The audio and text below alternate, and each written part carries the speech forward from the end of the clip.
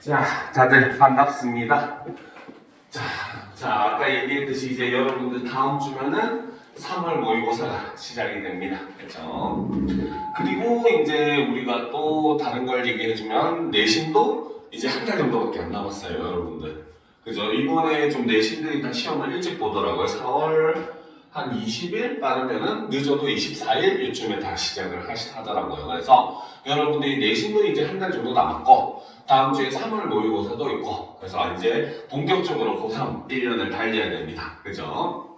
자, 물론 3월 모의고사가 여러분들이 이제 수능 준비를 하고 있는 단계에서 그렇게 뭐 중요한 시험이라고 할 수는 없기는 해요. 그 이유가 3월 모의고사 같은 경우는 이제 서울시 교육청에서 주관을 하는 시험이다 보니까 아무래도 이제 여러분들이 직접적으로 이제 치러야 되는 수능하고 비교했을 때는 약간 경향성이 조금 다를 가능성이 높아요. 알겠죠? 그리고 그래서 실제로 이제 정말로 주목하는 거는 보통 6월과 9월 모의고사를 굉장히 주목을 해서 우리가 시험을 보게 됩니다. 그래서 6월, 9월은 사실상 수능이랑 동일하게 평가원에서 출제를 하는 거기 때문에 여러분들이 정말로 신경을 많이 써야 되기도 하고 그리고 이제 뭐 선생님과 같은 이런 여러 사람들이 이제 6월, 9월 시험의 경향성을 보고 올해 수능이 어떻게 출제될 것인가 라는 것도 이제 예상을 많이 하게 됩니다. 그럼에도 불구하고 어쨌든 여러분들은 이제 3월 모의고사라고 하는 거 어떻게 보면 고3 올라와서 처음으로 치르는 모의고사예요. 실제 난이도 같은 경우도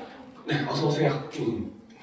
고2 모의고사랑 비교를 했을 때 고2 11월 모의고사랑 비교만 하더라도 굉장히 많이 차이가 나는 모습을 볼 겁니다. 알겠죠? 그러니까 여러분들이 너무 뭐 교육청 모의고사라고 해서 너무 쉽게 생각하지 말고 혹은 가볍게 생각하지 말고 그래도 이번 시험에 최선을 다해서 여러분들이 스타트를 좀 좋은 결과를 가지고 시작을 하면은 굉장히 기분도 좋아지고 여러분들에게도 플러스가 되지 마이너스는 되지 않을 거거든요. 그래서 그런 걸 유념을 하면서 3월 모의고사 때도 여러분들이 굉장히 노력을 많이 해서 지금부터 물론 모의고사라고 하는 게 뭐 며칠 만에 준비할 수 있는 것도 아니고 본인의 실력에 관련된 그런 내용들이 많다 보니까 학생들이 사실 준비를 잘 하지 않기는 해요. 그래도 그 사이에 하다못해 시간에 맞춰서 모의고사 한 부 정도라도 우리가 풀어볼 수 있는 그런 습관을 가지는 것도 굉장히 중요합니다. 알겠죠? 그리고 항상 얘기하는 거 이번에도 늘 강조를 하는 거지만 여러분들이 8시 40분에 1교시 시작해요. 국어 시험이 그치? 대부분 1교시 1교시 시험을 많이 망칩니다. 왜?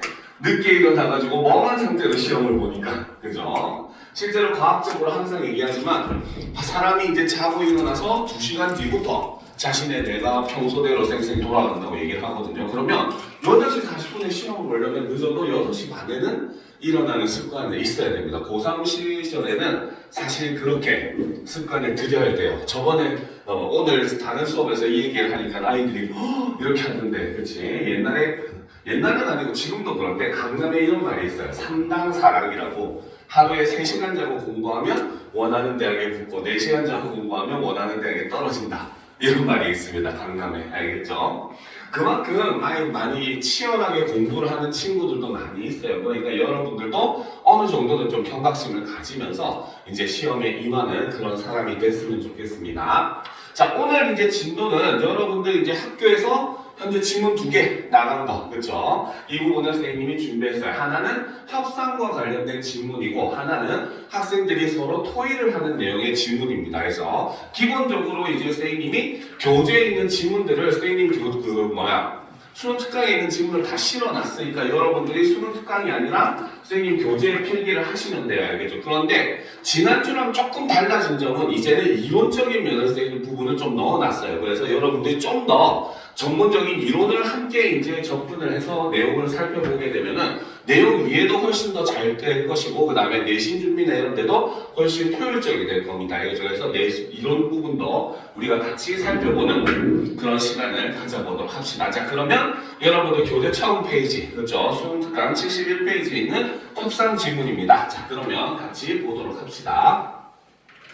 자, 이 내용부터 보면 자, 다음은 땡땡 전국 체육대회 공동개최에 대한 협상이다. 물음에 답하시오라는 거죠. 자, 기본적으로 이 협상은 바로 뭐다? 땡땡 전국 체육대회를 공동으로 개최하기 위한 협상을 하고 있는 이런 자리다라고 지금 이야기를 하고 있다는 거죠.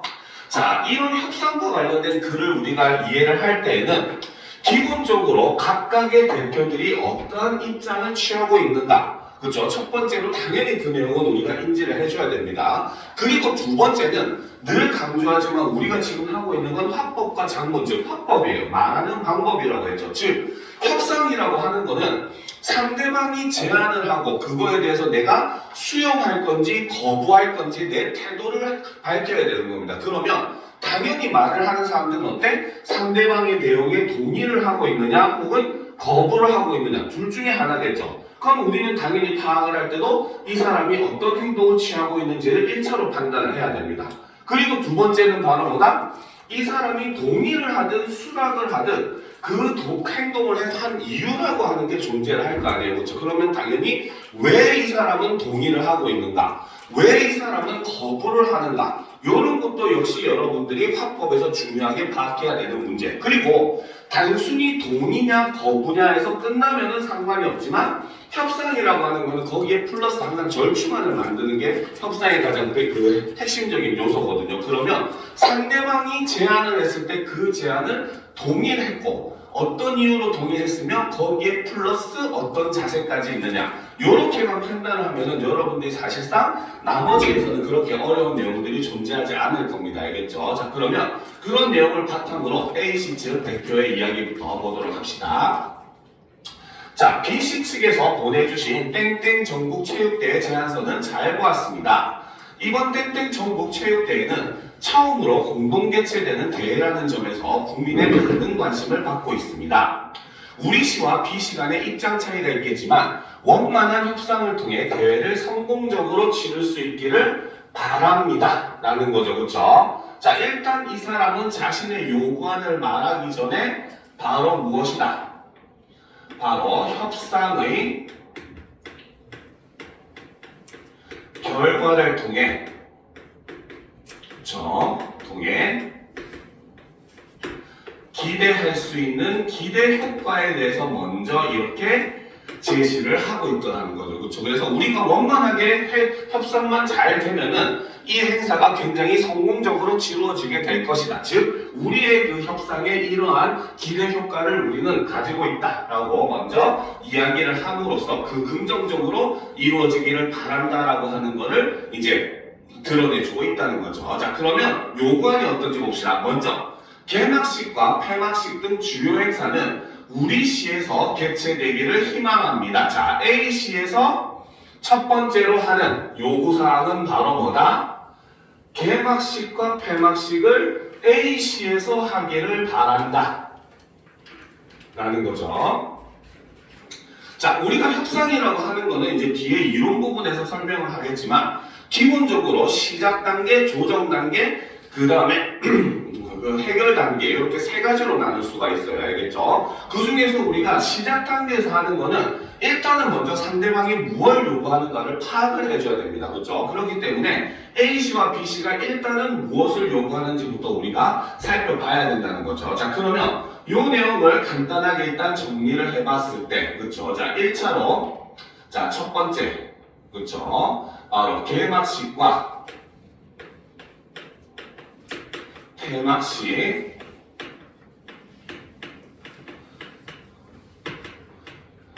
개최에 대한 안건을 우리가 한번 정리를 해보도록 합시다.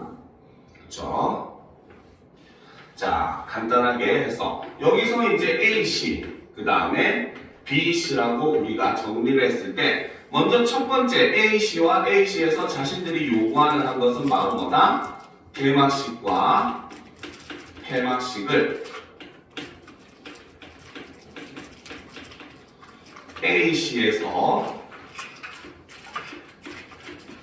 개최하기를 바란다. 이렇게 지금 요구를 하고 있죠. 그렇죠? 자신의 요구안을 이렇게 얘기를 한 겁니다. 자, 우리 시는 B시에 비해 상대적으로 인지도가 낮고 풍부한 관광자원을 보유하고 있음에도 관광객 유치에 어려움을 겪고 있는 실정입니다. 이번 대회를 계기로 우리 시의 인지도를 높이고 주요 행사 개최를 통해 관광객 유치에 도움이 되는 교통기반 시설이 확충되기를 기대하고 있습니다. 자, 이것이 바로 뭐다? 우리가 이러한 요구를 하게 되는 근거, 이유라고 볼 수가 있겠죠. 그쵸? 자, 따라서 개막식, 폐막식과 관련된 주요 행사는 A시에서 유치할 수 있기를 바랍니다. 그쵸? 욕심이 참 많죠. 자, 그러면 이제 B시에서는 이에 대해서 어떻게 답을 하는지 한번 살펴보도록 합시다. 살짝 올려놓고. 자, 네, 말씀 잘 들었습니다. 하지만 우리 시 역시 개막식, 폐막식과 같은 주요 행사가 개최되기를 희망하고 있습니다. 자, 시작 단계이기 때문에 일단 각각의 대표들이 무엇을 희망하고 있는지 요구사항은 파악을 해야 돼요. 그쵸? 자, 그렇기 때문에 B시도 역시 동일하게 바로 뭐다? 개막식과 폐막식을 B시에서 개최하기를 희망을 하는 이런 모습을 보여주더라는 거죠. 그렇죠? 그래서 지금 현재 A시와 B시에서는 서로 뭐다? 요구안이 동일한 이런 모습을 볼 수가 있더라는 겁니다. 알겠죠? 자, 반면에 이제 B시의 근거는 뭐더라 합시다. 우리 시는 전통과 문화가 살아있는 고도로서의 이미지가 있어 A시에 비해 인지도가 높은 것은 사실입니다. 그러나 이미 책이나 매체를 통해 접해본 것이라는 이유로 우리 시는 굳이 방문하지 않아도 될 것 같다는 인식이 있는 것도 사실입니다. 이에 이번 대회를 통해 그동안 변화된 모습을 선보이고 새로운 관광 수요를 창출하고자 합니다. 라는 거죠. 이게 바로 B시에서 개막식과 폐막식을 진행하고자 하는 근거라는 거죠. 그렇죠? 자, 따라서 개막식, 폐막식과 관련된 주요 행사가 B시에서 진행되어야 한다고 생각합니다. 라는 거죠. 그래서 여기까지가 바로 이 협상의 시작 단계에 해당한다. 라고 볼 수가 있고, 이 시작 단계에서 하는 역할은 바로 뭐다? 양측의 요구사항을 지금 어떻게 서로 확인을 하고 있는, 탐색하고 있는 그런 단계다. 라고 우리는 볼 수 있다는 거죠. 그쵸? 자, 그래서 이제 H 측 대표가 얘기합니다. 일단 도시에서 하고자 하는 주장이 또 동일하기 때문에, 그죠? 협상이 필요하겠죠. 자, 협상을 위한 첫 만남인지라 서로의 의견이 첨예하게 부딪힐 것이라고 생각하긴 했습니다. 그렇다면, 개막식과 폐막식을 서로 나누어 진행하는 것이 어떨까요? 라는 거지, 그치? 자, 그래서 지금 바로 뭐다? 이제 조정 단계에 들어갔기 때문에, 그쵸? 바로 두 도시의, 그쵸? 요구를 절충안, 일종의 절충안을 제시를 하고 있다. 이렇게 볼 수 있다는 거죠. 자, 그래서 A시에서는 바로 뭐다? 두 번째 조정 단계에서 주장한 것이 바로 개막식과 폐막식을 분리해서 진행하자. 요구를 하고 있다는 거죠. 그렇죠? 자, 그런데 이제 보도록 합시다. 어려운 결정이지만 상호간 의견의 간극을 좁혀야겠지요. 개막식이 국민의 관심을 더 많이 받는 것이 사실이므로 개막식이 개최되는 도시에 비해 폐막식이 개최되는 도시에 혜택이 더 주어진다면 개막식과 폐막식을 분리하여 진행하는 것에 동의합니다. 라는 거죠. 즉, 여기서 우리가 주의 있게 봐야 되는 것은 바로 이거라는 거죠. 그렇죠? 바로 뭐다? 개막식이 개최되는 도시에 비해서 폐막식이 개최되는 도시에 혜택을 더 준다면 너의 말에 동의를 해주겠다라는 거죠. 그렇죠? 즉, 바로 뭐다? 먼저 조건을 제시를 한 다음에 그 다음에 어떻게 상대방의 의견에 동의를 하는 이런 모습을 우리는 볼 수 있다는 겁니다. 그렇죠? 그래서 B시에서는 이 절충안을 어떻게 두 번째 사실상 수용을 하고 있다. 이렇게 볼 수가 있겠죠. 그렇죠? 그래서 수용을 하는데 어떻게 수용한다? 바로 폐막식 도시에 그렇죠? 도시에 혜택을 부여를 한다면 그러면 A씨 제안을 수용을 할 것이다. 이렇게 얘기를 하고 있더라는 거죠. 그렇죠? 그러니까 지금 이 사람은 아직 완전한 동의는 아니라는 겁니다. 대신에 바로 뭐다 자신이 이렇게 요구한 사항이 이루어진다면 당신의 말에 동의를 해주겠다라고 지금 이야기를 하고 있더라는 거죠. 그렇죠? 자, 그러면 보도록 합시다. 자, 네. 개막식과 폐막식의 분리 진행에 동의해 주셔서 감사합니다. 그러면 지금 이런 말을 한다는 것은 역시 A씨도 마찬가지 그 뭡니까? B씨에서 제안한 것에 대해서 긍정적으로 수용을 하겠다는 의미가 된다고 볼 수 있겠죠. 그렇죠? 자, 그래서 여기서는 바로 뭐다?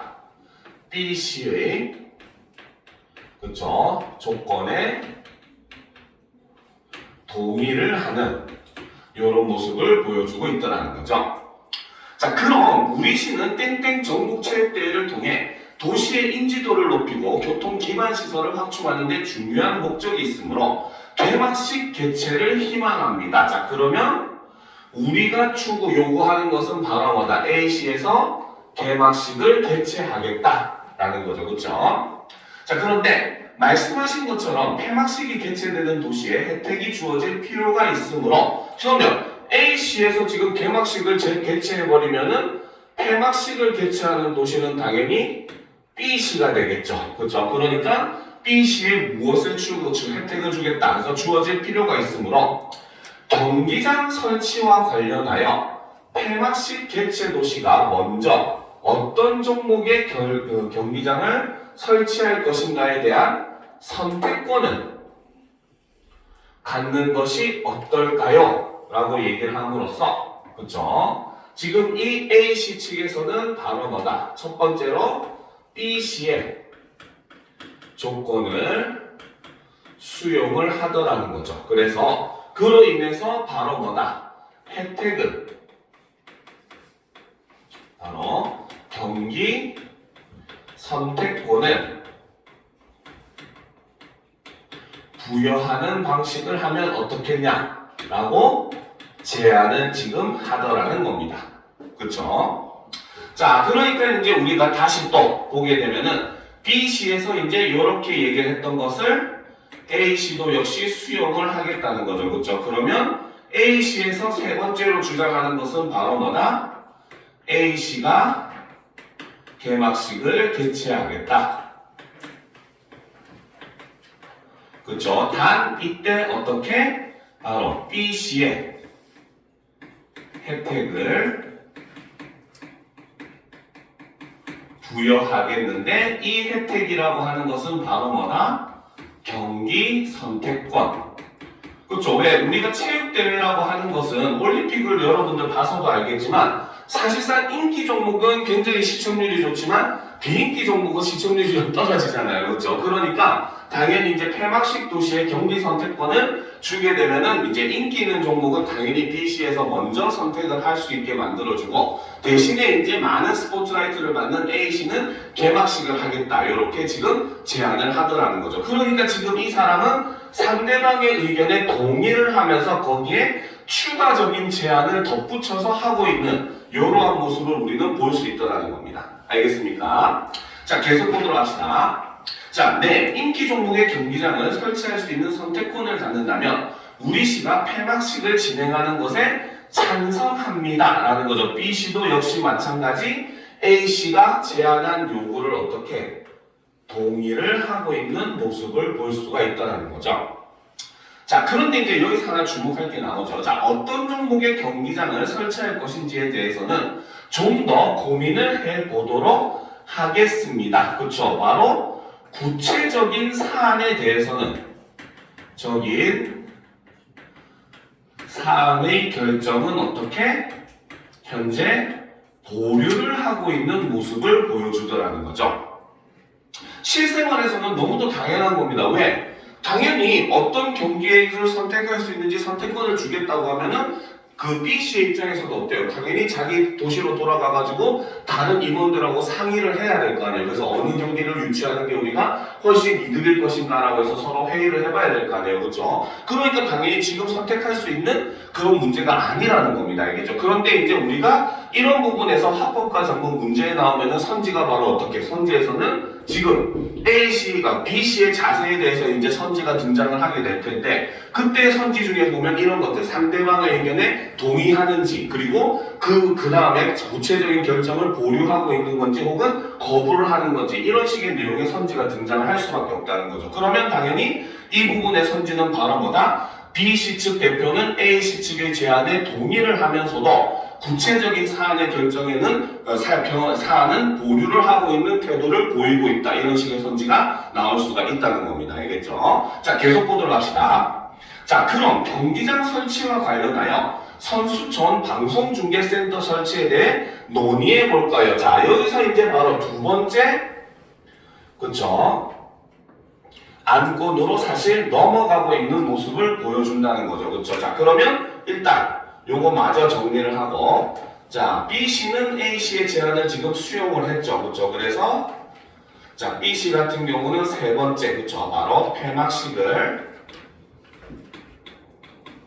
진행을 한다는 거죠. 그래서 상대방의 의견에 동의를 하고 있는 이런 모습을 보여주죠. 하지만 바로 뭐다? 경기 선택은 일단은 보류를 하고 있는 이러한 모습을 보여주고 있다라고 정리가 가능합니다. 그쵸? 자, 그 다음 이제 두 번째로 넘어가 보도록 합시다. 자, 지금 이제 두 번째 논의사항은 바로 선수촌과 방송중계센터를 만드는 일이죠. 그쵸? 두 번째 선수촌, 그 다음에 방송중계센터 건립에 대한 내용으로 이어지고 있습니다. 그쵸? 자, 올려놓고 보도록 합시다. 자, 그랬더니 이제 A씨에서는 이야기를 합니다. 네, 좋습니다. 결국 우리 시와 B씨가 경기장을 나누어 건립하기 때문에 각각의 시의 선수촌, 그쵸? 그 방송중계센터를 모두 건립하여 선수촌 방송중계센터를 이원화할 수밖에 없지 않을까요? 이렇게 얘기를 하고 있죠. 그쵸? 자, A씨의 생각은 처음에는 바로 뭐다? 그치? 자, A씨가 자신의 이제 의견을 제시를 했는데 바로 뭐다? 각각의 시의 선수촌, 그쵸? 방송중계센터를 모두 건립하자 라고 하는 안건을 지금 제안을 하게 된 거죠. 그래서 첫 번째는 바로 뭐다? 각 시의 선수촌과 방송센터,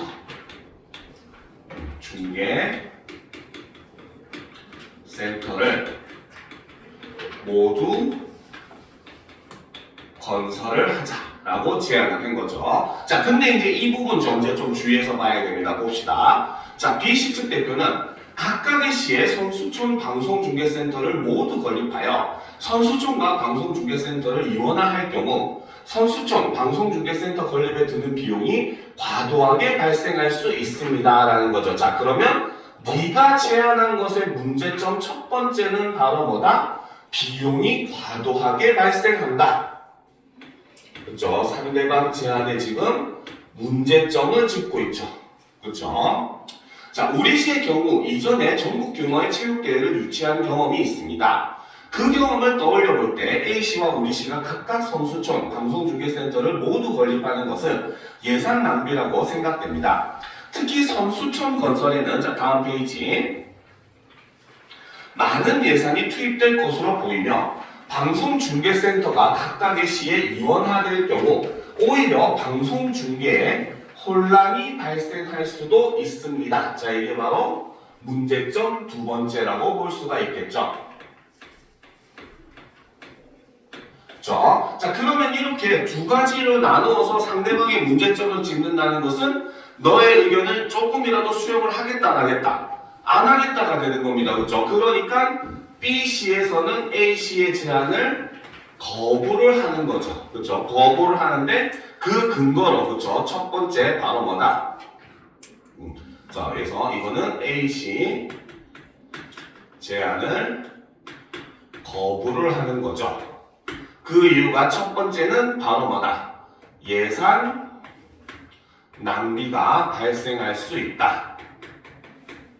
예산이 굉장히 많이 들어간다. 비용 문제가 생긴다는 거죠. 그리고 두 번째는 바로 방송 중계에 혼란이 발생을 할 수가 있다. 자, 이런 근거를 들어서 상대방의 의견을 거부를 하고 있습니다. 보통 이런 협상 지문에서 거부하는 모습 보기가 잘 힘든데 여기서는 거부를 하는 모습을 보여볼 수도 있다는 거죠. 자, A씨 측에서 얘기합니다. 그렇다면 선수촌과 방송중계센터를 두 도시가 각각 하나씩 나누어 건립하는 것이 좋겠군요. 자, 그래서 A씨에서 다시 또 절충안을 제안을 한 거죠. 바로 뭐다? 선수촌과 방송중계센터를 두 도시가 각각 하나씩 나누어 건립하자라고 이제 상대방의 이제 이 반박을 수용을 하는 모습을 보여주죠. 그래서 수용을 해서 절충안을 제시를 하고 있죠. 이 절충안이라고 하는 게 바로 뭐다? 두 도시가 나누어서 하나씩 건립을 하자.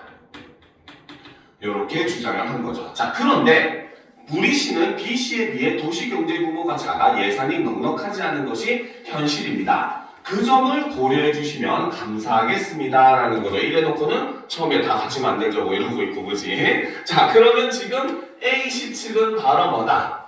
상대방에게 자신의 지금 현재 상황을 이렇게 제시를 하고 있는 거죠. 그렇죠? 그래서 이거는 A씨의 상황을 이렇게 솔직하게 이제 제시를 함으로써 바로 B씨의 양해를 부탁하는 이런 모습을 볼 수가 있다는 거죠. 즉 바로 뭐다? 예산이 많이 드는 것보다는 적게 드는 것이 우리가 할 수 있도록 배려해달라. 이렇게 지금 부탁을 하고 있는 겁니다. 그렇죠?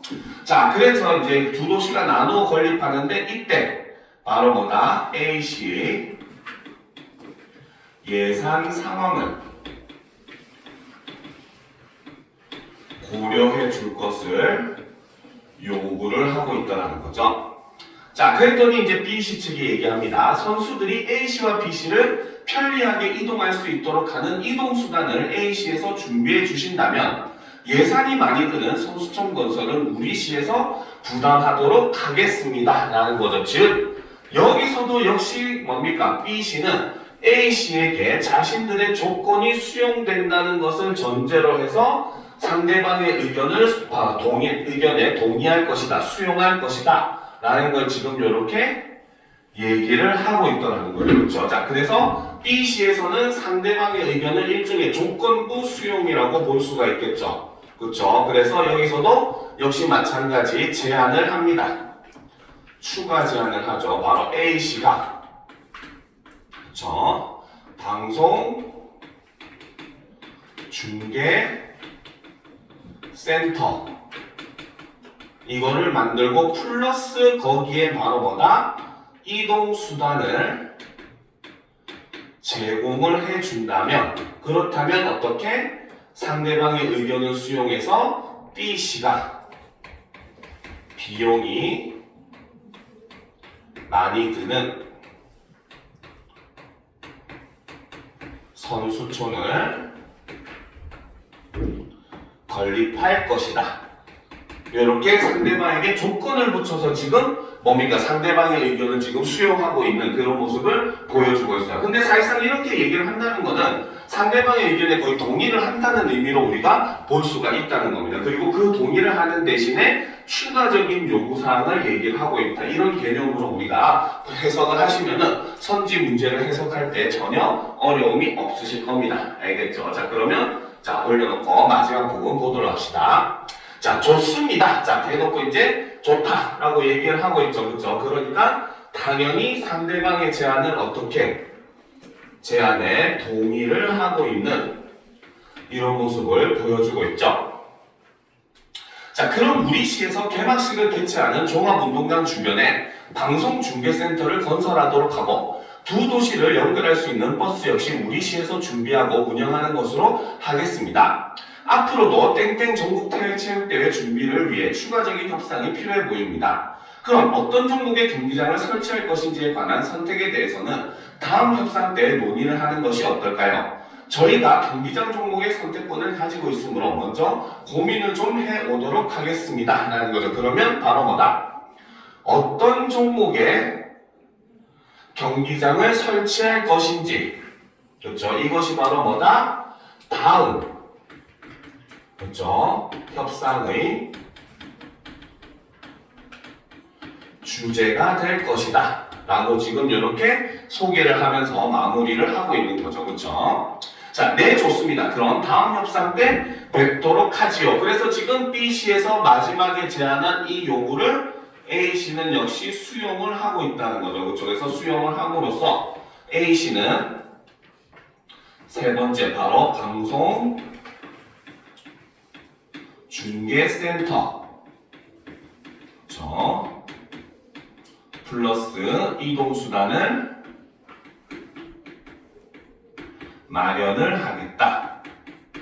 자, 그러니까 당연히 바로 뭐다? 요거 2번이었고, 자, B씨에서는 비용이 많이 드는 선수촌을 건립할 것이다. 이렇게 결과가 나왔다는 거죠. 그렇죠? 그래서 지금 이 협상 자리에서는 두 가지 안건에 대해서 서로 협상을 하는 모습을 보여주고 있어요. 첫 번째는 개막식과 폐막식을 어떻게 어디서 진행을 할 것인가. 두 번째는 선수촌과 방송중계센터를 어떻게 건립할 것인가. 이 두 개의 안건에 대해서 현재 협상을 하고 있고 그 과정에서 서로 동의를 하되 상대방에게 추가적인 요구를 하는 모습을 보여주면서 서로 의견을 절충하는 모습, 그리고 상대방이 어떤 의견을 냈을 때 당연히 그것이 말이 안 된다고 생각을 한다면은 그에 대해서 근거를 들어서 거부를 하게 되고, 그렇죠? 그로 인해서 또 역시 절충안을 마련하는 그러한 모습들을 우리가 볼 수 있다라고 정리를 할 수가 있겠죠. 자, 그러면 다음 페이지에 자, 협상에 대해서 선생님이 이론을 이렇게 집어넣어 놨으니까 같이 이론을 통해서 내용을 이론과 함께 분석을 한 번 더 해보면은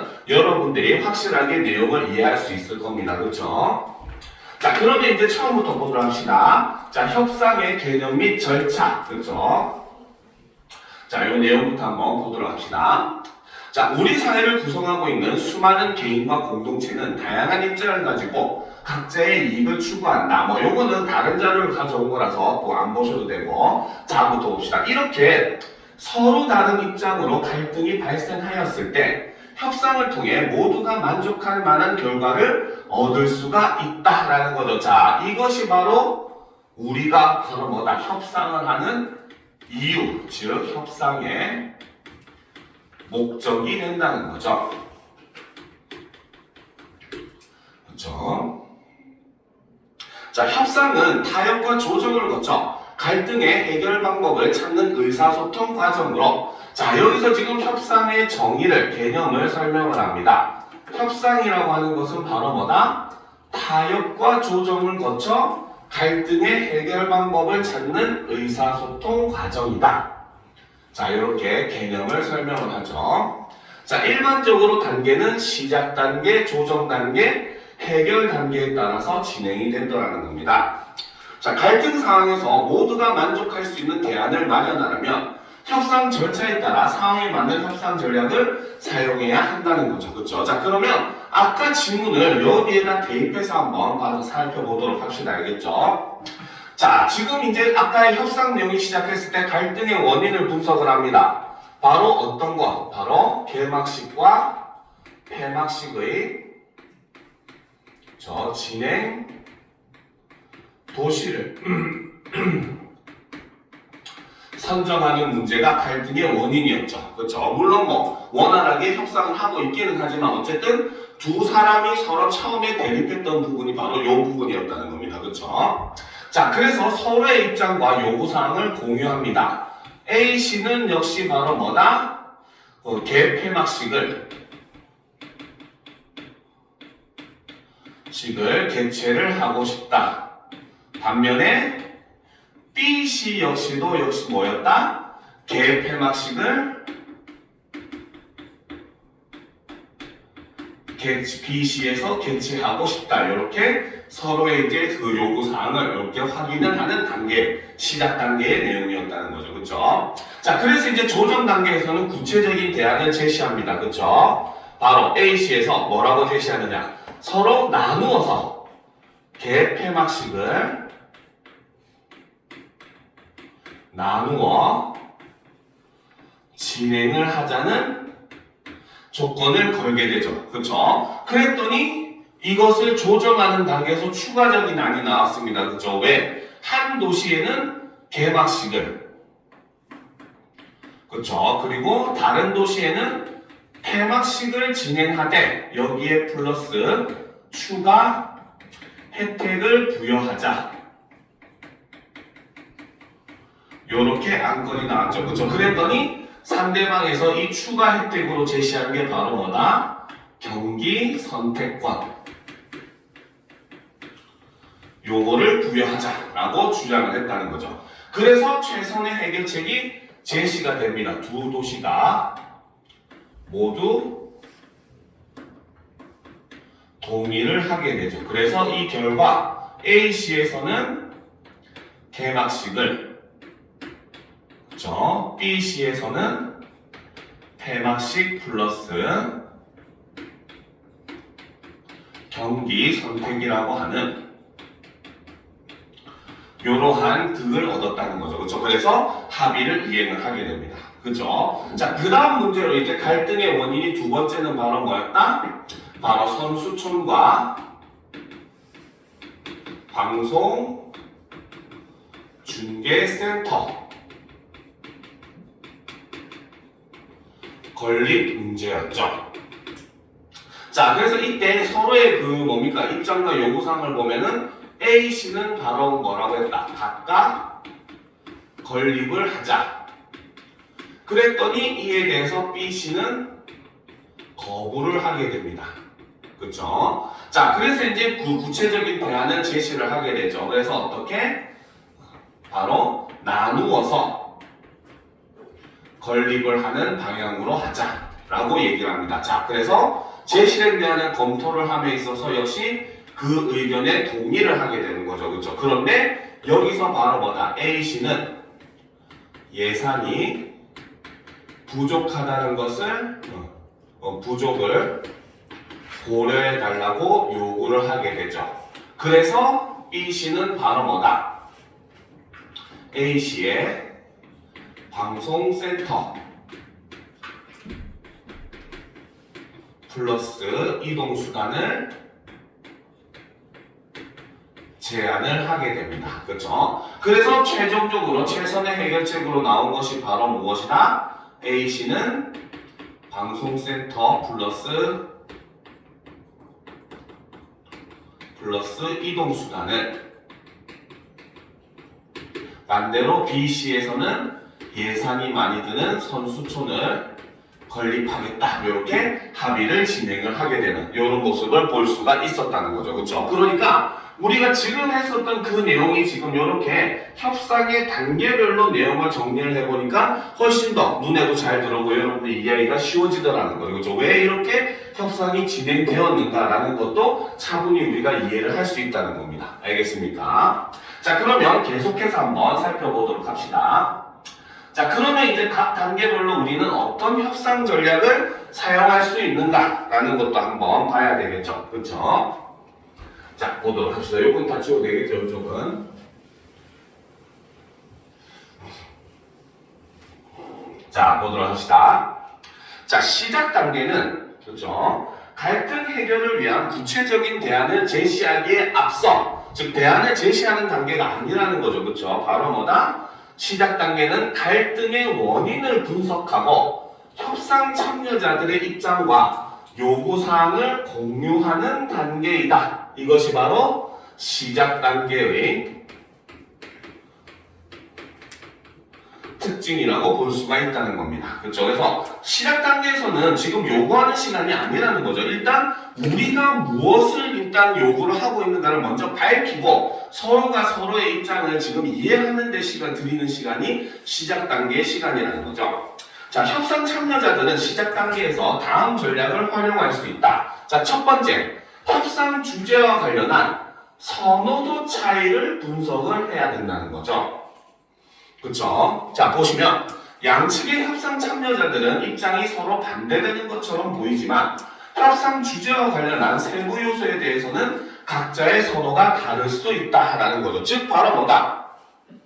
앞에서도 두 도시는 모두 다 자기 도시에서 뭡니까? 개막식과 폐막식을 개최하길 바랬어요. 그것만 놓고 본다면 두 사람은 당연히 협의를 할 수가 없었을 겁니다. 그렇죠? 그런데 두 도시가 추구하는 게 어느 정도는 좀 차이가 있더라는 거죠. 그런 걸 우리가 파악을 하면은 어떤 점에서 서로가 절충을 할 수 있는가라고 하는 것을 찾아낼 수가 있다는 겁니다. 그렇죠? 자, 그래서 계속 봅시다. 따라서 협상 참여자들이 협상 주제와 관련해 가지고 있는 선호도 차이를 분석하면 이후 서로 의견을 조율하는데 도움이 된다라는 거죠. 자, 여기서 보면 협상 참여자들이부터 자, 그 다음에 선호도 차이를 분석하면 자, 분석까지 꺽쇠로 표시를 하도록 합시다. 그렇죠? 이게 바로 시작 단계의 협상 전략 첫 번째 라는 거죠. 바로 선호도 차이를 분석한다. 이러면 이후 의견을 조율하는 데 도움이 된다는 거죠. 자, 2번 협상 참여자들의 능력 파악하기. 자, 좀 올려놓고 보도록 합시다. 자, 여기서는 바로 뭐다? 협상 참여자들의 능력을 파악해야 된다. 자, 같은 맥락에서 협상 참여자들의 능력을 파악하는 것도 협상에 도움이 된다. 우리 측과 상대 측이 실제로 수행할 수 있는 바를 파악하면 실현 불가능한 대안을 지원해 나갈 수 있고 이후 상대 측이 수용할 수 있는 대안을 효과적으로 탐색할 수가 있다라는 거죠. 그렇죠? 자, 그래서 여기서는 바로 뭐다? 우리 측과 상대 측이 실제로 수행할 수 있는 바를 파악하는 것. 이것이 바로 시작 단계에서 할 수 있는 협상 전략 두 번째라고 볼 수 있다는 거죠. 그렇죠? 즉 아까 앞에서 이제 그 협상했던 내용을 가져와서 우리가 예를 들어서 얘기를 해주면은 앞에서 A씨 측은 뭐라고 했습니까? A씨는 B씨에 비해서 예산의 규모가 적다라고 했어요. 그 말은 바로 뭐다? 예산이 많이 들어가는 선수촌을 건립하는 거는 A씨의 입장에서는 실현 불가능한 아니다라고 우리가 파악을 할 수가 있다는 겁니다. 그러니까 B씨에서는 바로 뭐다? 그러면 일단 둘 중에 예산이 많이 들어가는 건 우리가 할게. 대신에 너희들은 방송국 중개센터만 하면은 너무 우리에 비해서 차이가 나니까 대신에 너희는 이동수단까지만 마련해줘 하고 해서 상대방이 이 정도는 실현할 수 있을 것이다 라고 판단을 하고 제안을 했고 그랬더니 상대방도 수용을 하더라는 겁니다. 이게 그렇기 때문에 우리가 실제로 어떤 것을 협상해서 무언가 뭐 정책을 하든 뭔가 일을 하든 실현을 하기 위해서는 당연히 쉽게 생각하면 돈이라고 하는 게 들어갈 수밖에 없어요. 알겠죠? 그렇기 때문에 예산이라고 하는 것도 기업의 입장에서도 마찬가지 전부 다 어느 정도 한도가 있을 수밖에 없고 무한정한 돈이라고 하는 건 있을 수 없겠죠. 그렇죠? 그러니까 한도가 있을 수밖에 없고 그러니까 당연히 그 한도 내에서 우리가 협상을 해야지 당연히 수용을 할 수 있는 그런 대안이 될 수 있다는 거죠. 그렇기 때문에 협상을 할 때는 역시 마찬가지 상대방이 어느 정도 선까지 수용할 수 있는가 이런 걸 파악하는 것도 굉장히 중요한 요소다라고 볼 수 있다는 거죠. 자, 그럼 이제 다음 페이지 바로 조정 단계에서는 그럼 우리는 어떤 협상 전략을 사용할 수 있는가 한번 살펴보도록 합시다. 자, 봅시다. 자, 조정 단계는 협상 참여자들이 구체적 대안을 제시하고 이를 검토하며 서로의 입장 차이를 좁혀나가는 단계이다. 자, 조정 단계의 개념을 이렇게 제시를 하고 있죠. 그렇죠? 바로 뭐다? 이제는 서로의 요구사항을 확인했으니까 서로 양보할 건 양보하고 가져올 건 가져오면서 이제 입장 차이를 좁혀나가는 단계가 조정 단계라는 거죠. 자, 이때 공동의 이익에 대한 분석을 바탕으로 합의 가능한 영역 내에서 대안을 제시해야 효과적으로 서로의 의견을 조율하고 합의에 이를 수 있다. 조정 단계에서는 협상 참여자 모두 대안을 긍정적으로 수용하며 원만히 합의할 수도 있지만 서로 의견이 달라 제시된 대안을 조정해야 할 수도 있다. 또 의견을 조정하는 중에 예상치 못했던 새로운 갈등 상황을 맞이할 수도 있다라는 거죠. 이게 바로 조정 단계가 가지고 있는 조정 단계의 특징이라고 볼 수가 있다는 거죠. 그렇죠? 그래서 조정을 하는 과정에서는 갈등이라고 하는 건 항상 정해져 있는 것만 생기는 건 아니라는 거죠. 그렇죠? 조정하다가도 새롭게 갈등이 발생을 할 수 있다는 겁니다. 자, 따라서 협상 참여자들은 상황에 따라 적절한 전략을 활용하여 서로의 의견을 조정하도록 노력해야 한다라는 거죠. 자, 그러면 어떤 협상 전략을 쓸 수 있는지 봅시다. 자, 첫 번째는 자, 우리 측의 의견이나 제안을 조정하여 제시하기. 그렇죠. 자, 첫 번째는 일단 우리가 먼저 양보할 것을 양보해서 조정해서 제시를 해야 된다는 거죠. 그렇죠. 그러니까 A시에서 먼저 뭐라고 했습니까? 개막식과 폐막식을 나누어서 개최하자. 이렇게 이제 조정하는 제시를 한 거죠. 그렇죠. 자, 협상 참여자들의 의견이 서로 다른 경우 우리 측의 의견이나 제안을 전략적으로 조정하며 상대 측에게 새로운 제안을 하거나 맞교환 요구를 할 수가 있다라는 거죠. 그래서 이 부분, 맞교환 요구까지. 자, 이것이 바로 뭐다? 조정 단계의 협상 전략 첫 번째가 됩니다.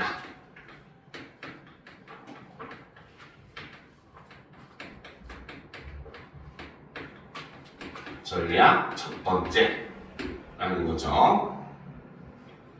자, 이때 여러 개의 대안을 동시에 제시하여 그렇죠? 하는 전략을 사용할 수 있다라는 겁니다. 바로 이 협상 단계의 제안을 실제로 사용을 할 때는 어떤 방법들이 있더라? 첫 번째는 여러 개의 대안을 소개를 할 수가 있다는 거죠. 그래서 이거는 협상 전략의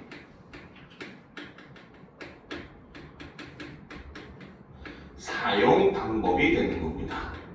방법. 얘는 구분하기 위해서 네모 1번으로 합시다. 그렇죠? 즉 협상이라고 하는 거는 서로가 서로에게 여러 가지 제안을 한 다음에 그 중에서 수용할 수 있는 거는 수용하고 거부할 거는 거부하고 조정할 거는 조정하는 게 바로 협상이라는 겁니다. 그러니까 오히려 협상을 할 때는 바로 뭐다?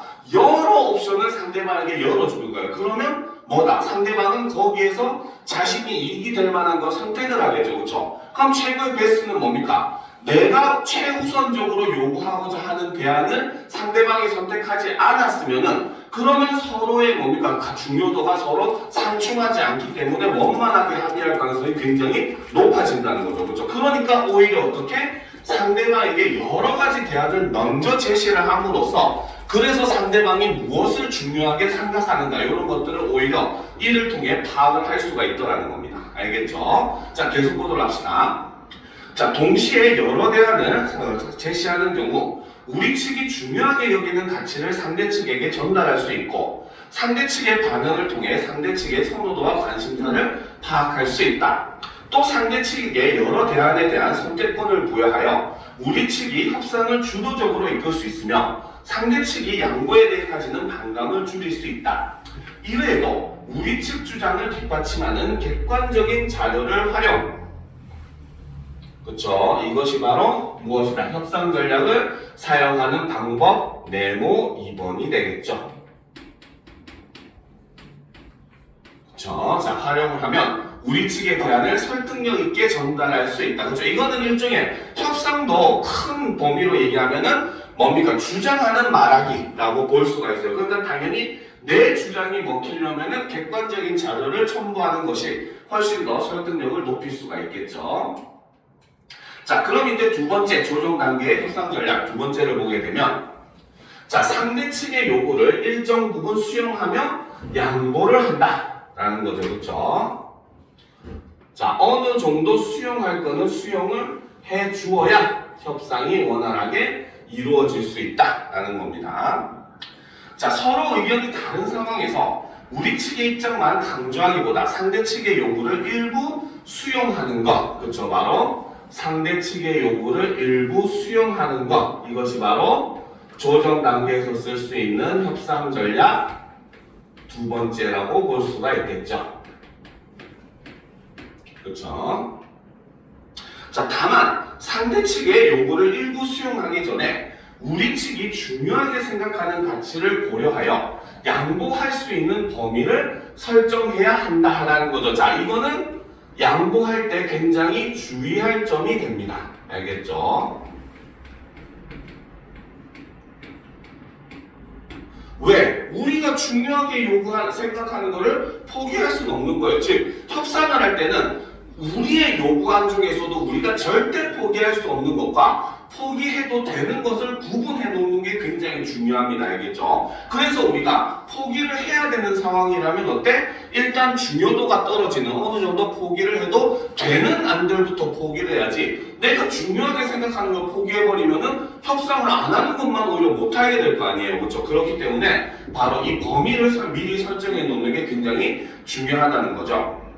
자, 또 상대 측에게 우리 측이 양보하는 것에 대한 보상을 요구하면, 그렇죠? 바로 상대 측에게 우리 측이 양보하는 것에 대한 보상을 요구할 수 있다는 거죠. 이것도 역시 협상 전략을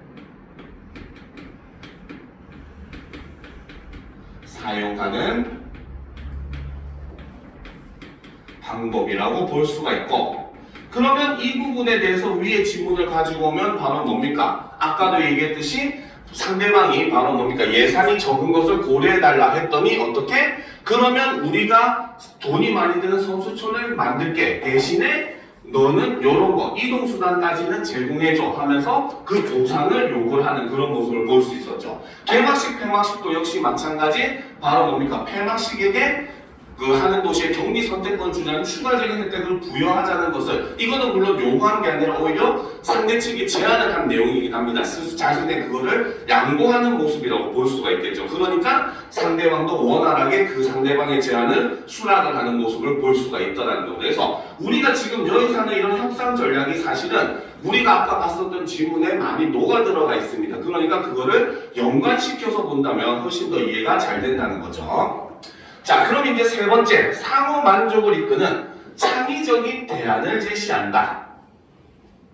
자, 참 말 같지도 않은 말이지만 사실은 정말 중요한 말이긴 합니다. 그렇죠? 협상을 할 때 나는 이것만 해야 돼 하고 고집하는 것보다는 절충을 해서 서로가 만족할 수 있는 번뜩이는 그런 제안을 누가 많이 할수록 훨씬 더 협상이 타결된, 그렇죠? 그런 가능성이 높아진다는 거죠.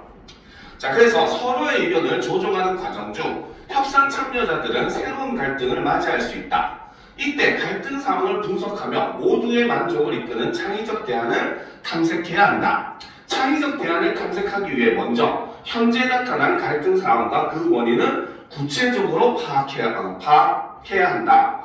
이후 갈등 상황에 대한 협상 참여자들의 입장 차이를 인식하고 각자의 요구를 충족할 수 있는 창의적인 대안을 제시한다 라는 거죠. 자, 이것이 바로 조정 단계에서 쓸 수 있는 협상 전략 세 번째가 됩니다. 된다고 볼 수가 있다는 거죠. 그렇죠? 자, 그럼 이제 마지막 해결 단계에서 쓸 수 있는 협상 전략을 한번 살펴보도록 합시다. 그렇죠?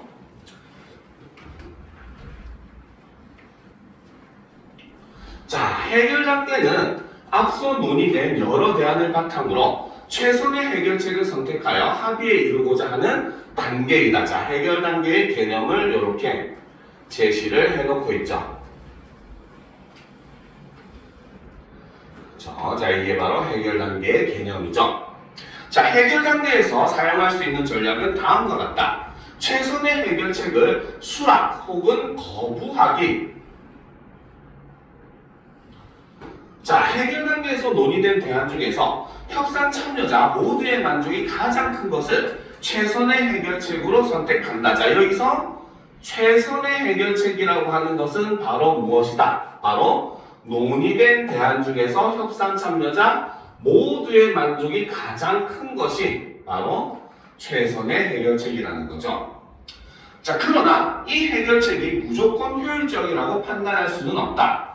협상 없이 이룰 수 있는 결과보다 해결책을 통해 얻는 이익이 더 많을 때 해결책을 수락해야 한다. 반대로 해결책을 수락하여 얻는 이익이 협상 없이 이룰 수 있는 것보다 적다면 해결책을 거부할 수 있다라는 거죠. 자, 그러면 여기서 지금 설명하고자 하는 것은 바로 뭐다? 대안을 수락 또는 거부할 때의 기준이 무엇인가를 여기서 지금 제시를 해주고 있다는 거죠. 그렇죠? 자, 그 기준은 바로 무엇이다? 바로 협상 없이 얻을 수 있는 이익과 대안을 통해 얻을 수 있는 이익을 어떻게 서로 비교를 해서 우리는 결정을 할 수 있다. 이렇게 제시를 해놓는다는 거죠. 그러면 바로 뭐다? 제안을 수락했다는 것은 협상 없이 이룰 수 있는 이익이 더 크다라는 거고, 거부를 했다는 것은 협상을 안 하기만 못하는 뜻이 되는 거야. 즉 협상을 해서 없이 얻을 수 있는 이익보다 작을 때는 당연히 그 안건을 거부할 수 있다라고 이야기를 하더라는 거죠. 그러니까 기준은 바로 뭐다? 요 두 가지 이익을 비교해서 우리는 결정을 할 수 있다라는 겁니다. 자, 협상은 협상 참여자들이 마주한 문제를 해결하기 위한 수단이므로 해결책을 수락했을 때 손해를 본다고 판단된다면 일정한 시간이 지난 후 재협상을 시도하거나, 그죠? 협상이 아닌 다른 수단으로 문제를 해결할 수 있다, 그죠? 그래서 우리나라 노동자들이 시위를 많이 하죠, 그죠? 이런 것도 하나의 방법이라는 겁니다. 알겠습니까? 자, 다음 단계로 넘어가 보도록 합시다. 또 확인 간단하게 빈칸 채우기만 하고 다음 질문으로 넘어가도록 합시다. 자, 다음 빈칸에 들어갈 알맞은 말을 써보자 라는 거죠. 자, 협상은 바로 무엇이다? 타협과 조정을 거쳐서 갈등의 해결 방법을 찾는 의사소통 과정이라는 거죠. 자, 협상은 시작 단계, 그 다음에 조정 단계, 해결 단계에 따라서 진행이 되며 절차에 따라 상황에 맞는 협상 전략을 사용하여 모두가 만족할 수 있는 대안을 찾을 수 있다라는 거죠. 자, 그러면 선으로 연결하면 시작 단계에 해당하는 것은 바로 두 번째, 그렇죠? 선호도 차이를 분석하는 거. 그 다음 조정 단계에서 해야 되는 거는 세 번째, 그렇죠? 창의적 대안을 제시하는 거. 그리고 마지막 해결 단계에서 할 수 있는 것은 첫 번째, 바로 최선의 해결책을 수락하거나 거부하는 일을 우리가 할 수 있다라는 겁니다. 알겠습니까? 자, 그럼 일단 우리가 다음 질문으로 넘어가 보도록 합시다. 알겠죠? 자, 이거는 학생들 간의 토의를 하는 내용입니다. 자, 우리가 이걸 내용을 하기 전에 바로 토의와 토론에 대해서는 조금 짚고 넘어갈 필요가 있겠죠. 그렇죠? 자, 먼저 토의라고 하는 것은, 그렇지? 자, 바로 한 주제에 대해 참여자들이 자유롭게 여러 안건을 제시하는 회의 방식입니다. 알겠죠? 그러니까 토의는 보통 그 주제라는 것 자체가 여러 가지 방법을 이야기할 수 있는 개방적인 주제를 선택을 해야 돼요. 알겠죠? 쉽게 생각하면은 여러분들 학급 기준 하면은 이번에 학급 미화 심사가 있는데 심사를 어떻게 준비할 것인가? 여러 가지 대안이 나올 수 있는 개방적인 질문이죠. 그렇죠? 그 다음에 그 고등학교 수능 준비를 할 때 우리가 공부를 할 때 그 교실의 공부 분위기를 형성하기 위해서 어떻게 할 수 있을까, 이렇게 여러 대안이 나올 수 있는 개방적인 주제를 선택할 수밖에 없다는 거죠. 자, 그런데 반면에 토론이라고 하는 것은 바로 무엇이다, 그렇죠? 자, 어떤 문제 상황에 그렇죠? 대해 이를 해결할 수 있는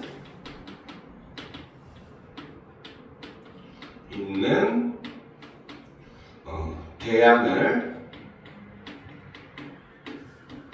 주제로 찬반 양측으로 나누어 진행을 하는 것이 바로 토론입니다. 그렇죠? 토론은 기본적으로 찬성과 반대로 나눌 수 있는 주제만이 그러니까 주제가 될 수 있다는 거예요. 알겠죠? 그런데 여기서 우리가 한 가지 더 여러분들 위해서 얘기를 해준다면 토론의 주제는 항상 무언가를 해야 한다가 주제가 되어야 됩니다. 알겠습니까? 무언가를 하지 말아야 된다는 주제가 될 수가 없어요. 알겠습니까? 항상 토론의 주제는 첫째 바로 뭐다? 무언가를 시행해야 된다라는 걸 주제로 삼아야 된다라는 거죠. 그렇죠? 그리고 두 번째 여러분들에게 또 한 가지 알려주면 토론 같은 경우는 기본적으로 찬성 측이 먼저 무조건 입론을 하게 되어 있습니다. 이거는 정해져 있는 거예요. 왜? 어떤 거를 해야 된다는 것은 그 전제 안에 우리 사회에 문제가 있다는 걸 전제로 하고 있고, 그러니까 찬성 측은 문제가 있다. 그러니까 이거 해야 된다고. 반대는 문제가 없다. 이거 하지 말아야 된다가 입장이잖아요. 그렇죠? 그런데 우리가 여러분들 법지문이나 이런 거 독서 시간에 한 번쯤은 본 학생들도 있을 거예요. 몇몇 법지문들 보면 이런 내용이 있어요. 우리가 어떤 것을 처벌하거나 뭔가를 증명할 때 있는 거는 증명할 수 있지만 없는 것은 증명할 수 없다고 나옵니다. 알겠습니까? 그러니까 당연히 반대 측에서는 없는 것을 증명할 수도 없을 뿐더러 증명할 의무가 없어요. 근데 찬성 측은 바로 뭐다? 우리 사회에 이런 문제가 있다는 걸 먼저 증명해야 될 의무가 그래서 발생을 하게 되기 때문에 토론에서는 찬성 측이 먼저 입론한다. 요거는 나중에 토론 질문도 하게 될 테니까 미리 한 번쯤 들어보면 좋을 겁니다. 자, 그래서 지금 이 지문에서는 학생들이 모여가지고 서로 봉사활동 계획을 세우는 것에 대한 토론을 제시를 하게 되는 거죠. 그러면 지문을 한번 살펴보도록 합시다. 자, 우리 프로젝트 봉사활동 계획을 세워야 할 것 같은데 어떻게 하면 좋을까라는 거죠. 그렇죠? 자, 그러면 여기서 지금 우리가 토의를 하고자 하는 주제는 바로 뭐다? 프로젝트 봉사활동 계획을 세우자라는 거죠. 이게 바로 토의 주제가 되는 것입니다. 그렇죠? 자, 그런데 이제 학생들이 얘기를 하죠. 어떻게 하면 좋을까? 자, 지금 이 학생일은 질문을 하는 방식을 사용을 하고는 있어요. 그렇죠? 자, 그런데 지금 이 학생이 사실 질문을 한 이유는 바로 뭐다? 상대방에게 뭡니까? 여러 가지 안건을 얘기할 것을 지금 뭡니까? 요구하고 있는 질문이라는 거죠. 그렇죠? 그래서 다른 친구들에게 그렇죠? 안건 제시를 요구하는 이러한 뭡니까? 목적을 가지고 하는 질문이다. 즉 질문의 의도를 파악하는 것도 우리가 학법을 할 때 굉장히 중요한 부분입니다. 알겠죠? 자, 그럼 봅시다. 친구들이 공감할 만한 주제로 캠페인 같은 거 해보면 어때? 라고 해서 학생들이 처음에 제안한 것은 바로 뭐다? 친구들이 공감할 만한 주제로 캠페인을 해보자 라고 제안을 한 거죠. 그렇죠? 이게 바로 학생 일의 제안이 된다는 거죠. 자, 그랬더니 학생이가 얘기합니다. 좋은 생각이야. 하는 거지. 그치? 즉 상대방의 뭡니까? 생각에 지금 동의를 한다는 것을 이렇게 표시를 해주고 있다는 거죠. 자, 그럼 배려하는 말하기에 대한 캠페인 활동을 해보면 어떨까? 자, 그러면 학생이는 거기에서 구체적인 대안을 제시를 합니다. 그렇죠? 캠페인을 하는데 어떤 캠페인? 배려하는 말하기에 대한 캠페인 활동을 하자라는 거죠. 그러면 학생 2는 바로 뭐다? 학생 2는 자, 첫 번째로는 바로 뭡니까? 학생 1의 제안에 동의를 하고 있고, 두 번째는 바로 뭐다? 바로 그 제안은 학생 1의 제안 내용을 그렇죠? 구체화해서 하여 제시를 하는 이런 모습을 보여준다는 거죠. 그래서 학생 2가 제시하는 건 바로 뭐다? 캠페인 주제를 배려하는 말하기로 삼자. 이렇게 얘기를 하는 거죠.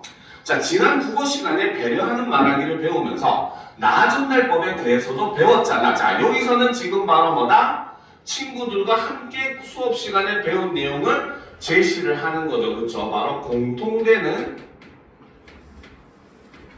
경험을 이렇게 제시를 해주고 있죠.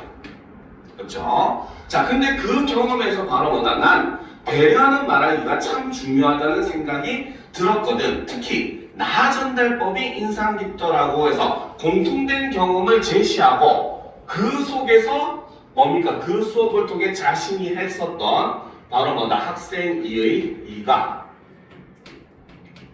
개의 개인적 소감을 이렇게 첨부를 해서 상대방에게 자신의 의견을 지금 제시를 해주고 있다는 거죠. 알겠습니까? 자, 그랬더니 이제 학생 3이 얘기하죠. 그래, 친구들끼리 좀 더 상대방을 배려하면서 말하면 좋겠다는 생각을 할 때가 많았어. 자, 학생 3도 역시 마찬가지 어떻게? 학생 2의 의견에 역시 동의를 하는 거죠. 그렇죠? 자, 친구 관계에서 제일 중요한 것이 상대방을 배려하는 마음인데 그 배려는 말하기로 표현되는 것 같아. 근데 나 전달법에 대해 배운 내용이 잘 기억나지 않네. 나 전달법이 구체적으로 어떤 방법이었지? 자, 역시 수업 시간에 이래서 잘 들어야 됩니다. 그죠? 자, 그러니까 지금 학생 3은 바로 뭐다? 자, 학생 3이 여기서 질문을 한 의도는 바로 무엇입니까? 바로 나는 나 전달법, 즉 네가 얘기하는 게 사실 제대로 무엇인지 모르겠다라는 거죠. 그렇죠? 이거는 바로 상대에게, 그렇죠? 내용에 대한 설명을 요구하는 질문이다. 이렇게 볼 수가 있다는 거죠. 알겠습니까? 추가적인 정보를 요구하는 질문이다라고 볼 수 있는 그러한 질문입니다. 자, 올려놓고 보도록 합시다. 자, 간단히 말하면 나를 주어로 하는 표현 방법으로 상대방에게 비난받는 느낌이나 억압받는 느낌을 주지 않으면서 자신의 감정과 생각, 요구 등을 긍정적으로 전달하는 대화 방법을 말해라는 거죠. 자, 그러면 여기서부터 여기까지는 바로 뭐다? 상대방의 질문에 대한 대답이 되는 거죠. 즉, 상대방의 추가 정보 요구에 뭡니까? 수락을 해서 그에 대해서 대답을 해주고 있는 부분이다 라고 볼 수 있습니다. 자, 싸움 날 만한 상황에서도 좀 덜 부딪히게 해주는 방법이랄까? 자, 그리고 나 전달법에 따라 말하기 위해서 필요한 세 가지 요소인 사건, 감정, 기대에 대해 배웠잖아. 먼저 사건을 얘기할 때는, 그쵸? 자, 첫 번째 그러면 자, 사건을 얘기할 때는 어떻게 해야 된다? 바로 자신이 문제로 인식한 상대의 행동이나 상황을 비난 없이 제시를 해야 된다 라는 거죠. 자, 그 다음 두 번째, 감정을 이야기할 때는 어떻게 상대의 행동이나 상황에 대한 자신의 감정을 솔직하게 표현을 하는 거라는 거죠. 그리고 마지막 요소인 세 번째, 기대는 앞서 말한 감정을 반복적으로 경험하지 않기 위해 자신이 바라는 상대의 행동이나 상황을 이야기하는 것이 바로 무엇이다. 여기서 1, 2, 3번이 바로 나 전달법의 과정이 된다는 거죠. 그래서 이런 과정으로서 자신의 상황을 이야기하면은 상대방과 덜 부딪히게 만들어줄 수 있다라는 거죠. 그렇죠? 요즘 이래도 싸움 많이 나던데, 그치? 자, 그러면 올려놓고 계속 보도록 합시다. 자, 이제 좀 알겠다. 그죠? 수업 시간에 좀 미리 좀 잘 됐죠? 자, 우리도 친구들이랑 별거 아닌, 그죠? 별로 오해하기도 하고, 모든 활동하다가 괜히 감정이 상할 때도 있잖아. 그럴 때 나 전달법을 활용하면 말하다가 싸우는 일도 좀 줄겠네라는 거예요. 자, 그래서 여기서는 바로 뭐다? 자, 학생들이라면 누구나 겪을 법한, 그죠? 보편적인 경험을 이렇게 제시를 하고 있죠. 자, 그래서 이제 그때 우리가 이 나전달법을 잘 활용하면은 싸우는 일이 좀 줄어들겠다라고 해서 상대방 제안이 가져올 효과에 대해서 기대 효과를 그렇죠. 상대 제안의 기대 효과를 이렇게 제시를 함으로써 그렇죠. 이를 통해 상대방의 의견에 동의하고 있음을 나타내주고 있더라는 거죠. 그렇죠? 자, 맞아. 그렇게 서로 말조심하고 배려하는 분위기가 만들어지면 서로 마음 다칠 일이 줄어들고 우리 반 분위기도 더 좋아질 것 같아. 지난번에 모둠 활동을 하면서 내가 함부로 말해서 친구와 다툰 적이 있었거든. 나는 모둠장을 맡아서 발표를 해야 하는데 그 친구가 미리 준비하기로 했던 모둠 활동 자료를 완성하지 않은 채 가지고 왔길래 너무 불성실하다며 짜증스럽게 말했거든. 그랬더니 친구도 화를 내더라고. 생각해보면 그 친구도 어쩔 수 없는 사정이 있었을 수도 있는데 내가 친구의 불성실함 때문이라고 섣불리 판단해버렸던 것 같아 라는 거죠. 그래서 지금 학생 3은 여기서 바로 뭐다? 자신의 경험을 이렇게 제시를 함으로써 스스로의 행동을 반성하는 그러한 모습을 지금 보여주고 있다는 거죠. 자, 친구를 배려하면서 말하지 못한 것이 후회가 되네 라는 거죠.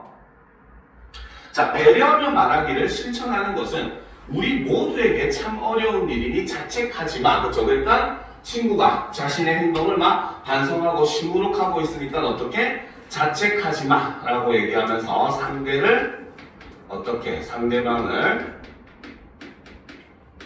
위로해주는 이런 모습을 보여주는 거죠.